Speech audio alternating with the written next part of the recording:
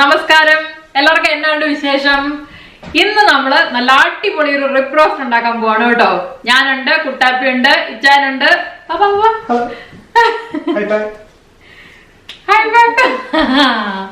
ഞങ്ങൾ എല്ലാരും കൂടെ ഫുൾ ഫാമിലി ആയിട്ടാണ് കുക്കിങ്. നമ്മൾ സാധാരണ അങ്ങനെ റിബ് ഒന്നും മേടിച്ചത് റോസ്റ്റ് ചെയ്യാറില്ല, വല്ലപ്പോഴൊക്കെ ഉള്ളൂ, ഒക്കേഷണലി. നമ്മളെന്ന് വെച്ചാൽ ലാസ്റ്റ് റിബ് കഴിച്ച് ഒത്തിരി കാലം അല്ലേ റിബ് കഴിക്കുന്നതിന്റെ അതെ, നമ്മളൊന്ന് താർത്തിട്ടേ ഉള്ളൂ. അപ്പൊ നമുക്കൊന്ന് കുക്ക് ചെയ്യാൻ തുടങ്ങാം അല്ലേ? നമ്മളിവിടെ 1.5 കിലോ ബീഫ് റിബാണ് കേട്ടോ എടുത്തേക്കുന്നേ. ആദ്യമേ തന്നെ നമുക്ക് നമ്മുടെ റിബ് നല്ലതായിട്ട് ഈ പേപ്പർ ടവൽ വെച്ച് നന്നായിട്ട് പാറ്റ് ചെയ്ത് ഡ്രൈ ആക്കി എടുക്കണം. ഇച്ചാനിപ്പോ അതാ ചെയ്തുകൊണ്ടിരിക്കുന്നത്. ഇതിൽ അധികം വെള്ളമൊന്നും വേണ്ട. നമ്മൾ കുക്ക് ചെയ്യുമ്പം റിബ് നല്ല വൃത്തിയായിട്ട് കഴുകണം കേട്ടോ ആദ്യമേ തന്നെ. എന്നിട്ട് അതിലുള്ള വെള്ളമൊക്കെ ഇതുപോലെ ഒപ്പി ഒപ്പി ഒപ്പി ഒപ്പി നമുക്ക് എടുത്ത് കളയാം.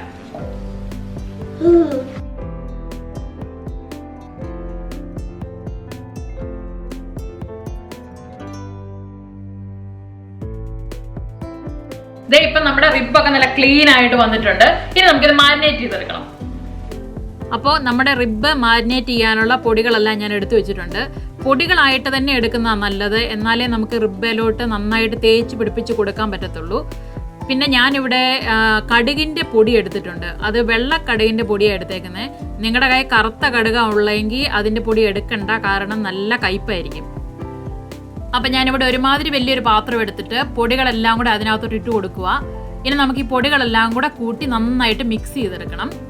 ഞാനിവിടെ ഒരു വിസ്ക് വെച്ചിട്ടാണ് ഇതെല്ലാം കൂടെ കൂട്ടി മിക്സ് ചെയ്യുന്നത്. അപ്പം പിന്നെ പെട്ടെന്ന് അങ്ങ് യോജിച്ച് കിട്ടും. ഇതിപ്പോ ഈ മാരിനേഡ് ഇതിൽ റബ്ബ് ചെയ്തോണ്ടിരിക്കുവാണ്. നീലോട്ടിനെ അങ്ങ് മാറ്റി വിട്ടു. ഇതിൽ ഈ സ്പൈസസ് ഒക്കെ ഉള്ള കാരണം അവൻ ഇതിനകത്ത് കൈയിട്ട് വരും. അതുകൊണ്ട് ഇത് നമ്മൾ നന്നായിട്ട് ഇങ്ങനെ റബ്ബ് ചെയ്ത് കൈ കൊണ്ട് റബ്ബ് ചെയ്ത് ഇതെല്ലാം നന്നായിട്ട് പിടിപ്പിച്ച് കഴിയുമ്പം ഇതിനുള്ള എക്സസ് നമുക്കത് വേണ്ട. നമുക്ക് പതിയെ അതങ്ങ് തട്ടി തട്ടി കളഞ്ഞേക്കാം. ദേ ഇപ്പോൾ ആ സ്പൈസസ് ഒക്കെ നമ്മുടെ റിബയിലോട്ട് നമ്മൾ നന്നായിട്ട് തേച്ചങ്ങ് പിടിപ്പിച്ചു. മാരിനേറ്റ് ചെയ്തിട്ട് അത് പിടിക്കാനായിട്ട് വെയിറ്റ് ചെയ്യേണ്ട ആവശ്യമൊന്നുമില്ല, കാരണം നമ്മൾ കുറേ നേരം എടുത്തിട്ടാണ് റിബ് കുക്ക് ചെയ്തെടുക്കുന്നത്. ഈ സമയത്ത് നമുക്ക് നമ്മുടെ അവൻ ഒരു 160 ഡിഗ്രി സെൽഷ്യസിൽ പ്രീ ഹീറ്റ് ചെയ്യാനായിട്ട് വെക്കുക. ഇനി നമുക്ക് ഇതിന്റെ സോസ് ഉണ്ടാക്കണം. ഈ സോസിനകത്ത് ഇട്ടിട്ടാണ് നമ്മൾ നമ്മുടെ മീറ്റ് കുക്ക് ചെയ്തെടുക്കുന്നത്. അതിനുള്ള ഇൻഗ്രീഡിയൻസ് ഒക്കെ ഞാനിവിടെ എടുത്ത് റെഡിയാക്കി വെച്ചിട്ടുണ്ട്. സോസിനുള്ള ഇൻഗ്രീഡിയൻസും നമ്മൾ ഇതുപോലെ തന്നെ പൗഡർ രൂപത്തിലാണ് എടുത്തേക്കുന്നത്. ഇല്ലെങ്കിൽ നമ്മുടെ സോസിനകത്ത് ഇങ്ങനെ ചങ്ക്സ് ആയിട്ട് കിടക്കത്തില്ലേ, അത് ഒഴിവാക്കാൻ വേണ്ടിയിട്ടാണ്.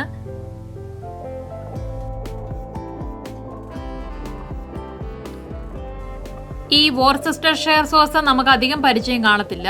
ഇതിനകത്ത് മെയിനായിട്ടും സോയ് സോസും വിനെഗറുമാണ് ഈ സോസിൻ്റെ ഇൻഗ്രീഡിയൻസ്.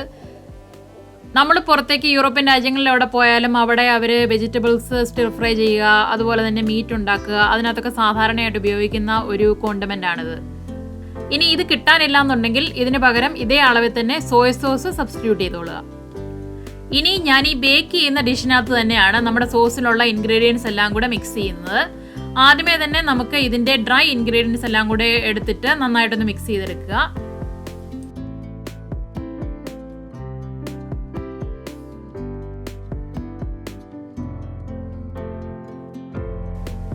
ഇനി നമുക്ക് നമ്മുടെ വെറ്റ് ഇൻഗ്രീഡിയൻസ്, അതായത് വോർസെസ്റ്റർഷയർ സോസ്, നമ്മുടെ വിനെഗർ, കെച്ചപ്പ്, ഇതെല്ലാം കൂടി ഇട്ടിട്ട് നന്നായിട്ട് ഒന്നുകൂടെ ഒന്ന് മിക്സ് ചെയ്യാം.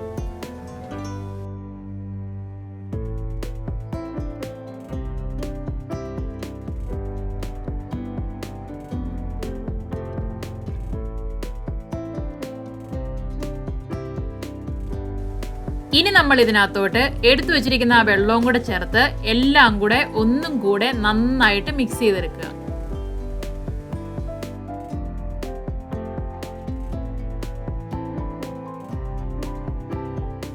ഇനി നമ്മുടെ റിബ് ഈ സോസിനകത്തോട്ട് ഇട്ട് സോസും കൊണ്ട് നന്നായിട്ട് ഇതൊന്ന് കോട്ട് ചെയ്തെടുക്കുക, തിരിച്ചു മറിച്ചൊക്കെ ഇട്ടിട്ട്.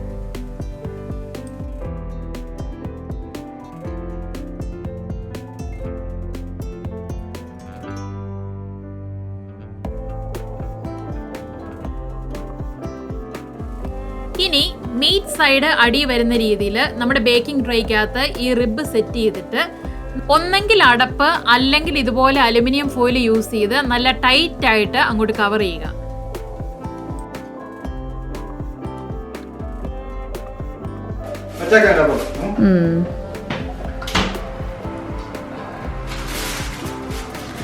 അപ്പം നമ്മുടെ റിബ് ദേ അവനകത്തോട്ട് കയറുവാണ്. സൂക്ഷിച്ച് അവനകത്തേക്കും കയറി. ഓക്കെ, ഇനിയിപ്പോ 3.5 മണിക്കൂർ റിബ്സിനകത്ത് നിന്ന് ബേക്ക് ആവണം. അപ്പോഴത്തേക്കും ആ സമയം കൊണ്ട് നമുക്ക് നല്ല അടിപൊളി മാഷ്ഡ് പൊട്ടറ്റോ റെഡിയാക്കാം. ഞാൻ മാഷ്ഡ് പൊട്ടറ്റോയും കോൾസ്ലോയുമാണ് ഇതിന്റെ കൂടെ കഴിക്കാനായിട്ട് റെഡിയാക്കുന്നത്. വളരെ എളുപ്പത്തിൽ തയ്യാറാക്കി എടുക്കാം. എനിക്കിവിടെ 1 കിലോ പൊട്ടറ്റോ ഉണ്ട്. അത് ഞാൻ കഴുകി കഷ്ണങ്ങളാക്കി സ്റ്റീം ചെയ്തെടുക്കുവാണ് ആദ്യമേ തന്നെ. അപ്പൊ നമുക്ക് ഇതിനകത്തോട്ട് ഒരു 1/2 കപ്പ് ബട്ടറും കൂടെ ചേർത്തിട്ട് നന്നായിട്ടൊന്ന് മാഷ് ചെയ്തെടുക്കാവേ.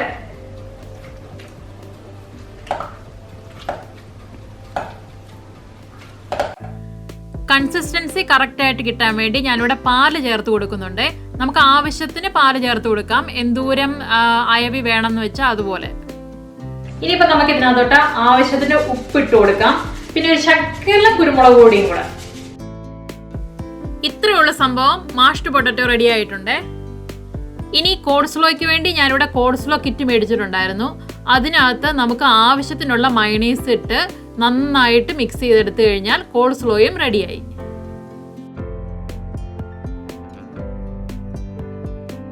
ഇപ്പൊ നമ്മുടെ മാഷ് പൊട്ടറ്റോ റെഡി ആയിട്ടുണ്ട്. ഇനിയിപ്പോ ഏകദേശം ഒരു 1 മണിക്കൂറോടെ വെയിറ്റ് ചെയ്യണം ബീഫ് റിബ്സ് റെഡി ആകാനായിട്ട്. അപ്പോഴത്തേക്കും ഞങ്ങള് ഒരു ചെറിയൊരു സിനിമ കണ്ടോണ്ടിരിക്കുകയായിരുന്നു. അതിന്റെ ബാക്കി കാണാൻ പോകും. അപ്പം ഏകദേശം 3 മണിക്കൂറായി സമയം. നമ്മുടെ ബീഫ് ഓവനകത്ത് കയറിയിട്ട് നമുക്കൊന്ന് ചെക്ക് ചെയ്ത് നോക്കാം എന്തായെന്ന്.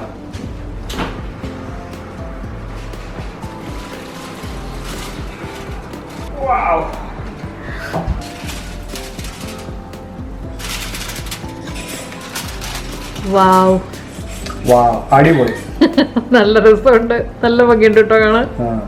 നല്ലപോലെ കുക്കായിട്ടുണ്ട്, നല്ലപോലെ കുക്കായിട്ടാണ്, നന്നായിട്ട് സോഫ്റ്റ് ആയിട്ടുണ്ട്. ഇനി നമുക്ക് ആ ഗ്രേവി ഒന്ന് പറ്റിച്ചെടുക്കണം. ഇനി നമുക്കിതിന്റെ ഗ്രേവി ഒക്കെ ഒന്ന് പറ്റിച്ചെടുക്കണം അല്ലേ അച്ഛാ? അപ്പൊ ഇതൊന്ന് മറിച്ചിട്ടിട്ട് ഇവനെ ഒന്നുകൂടെ നമുക്ക് അവന്റെ അകത്ത് വെക്കണം. ഇനിയിപ്പോ എത്ര നേരം വെക്കണമായിരിക്കും? ഇനിയിപ്പോ ഒരു 15-20 മിനിറ്റോളം വെച്ചാൽ മതിയായിരിക്കും. ഒന്ന് പറ്റി വരണം, ഒന്ന് ക്യാരമലൈസ് ആയി വരണം. ഇനി നമ്മളത് അടച്ചു വെക്കേണ്ട ആവശ്യമില്ല കേട്ടോ, തുറന്ന് തന്നെ അവനകത്തോട്ട് വെക്കുക. ഒരു 20-25 മിനിറ്റ് നേരം നമുക്കിത് ഒന്നുകൂടി ഒന്ന് ബേക്ക് ചെയ്യണം. ഒരു 10 മിനിറ്റ് ആയി കഴിയുമ്പോൾ ഒന്നുകൂടെ ഒന്ന് അവനിൽ നിന്ന് എടുത്ത് കുറച്ച് ഗ്രേവി ആ മീറ്റിന്റെ മുകളിലേക്ക് ഒന്ന് ഒഴിച്ചു കൊടുക്കുക. സംഭവം റെഡി ആയെന്ന് തോന്നുന്നേ. സോസ് ഒക്കെ നല്ല തിക്ക് ആയിട്ടുണ്ട്. അങ്ങ് എടുത്തു നോക്കാം. അടിപൊളിയുണ്ട്, അടിപൊളി, നല്ല സൂപ്പർ ആയിട്ടുണ്ട്. ഇത് മതി.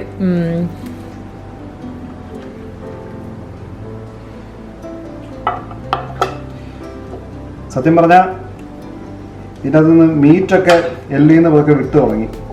അതാണ് നന്നായിട്ട് കുക്കായി.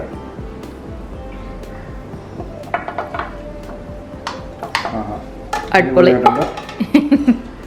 കുറച്ച് ഗ്രേവിയും കൂടെ നമുക്കങ്ങനെ ഗാർണിഷ് ചെയ്ത പോലെ ചെയ്യാം.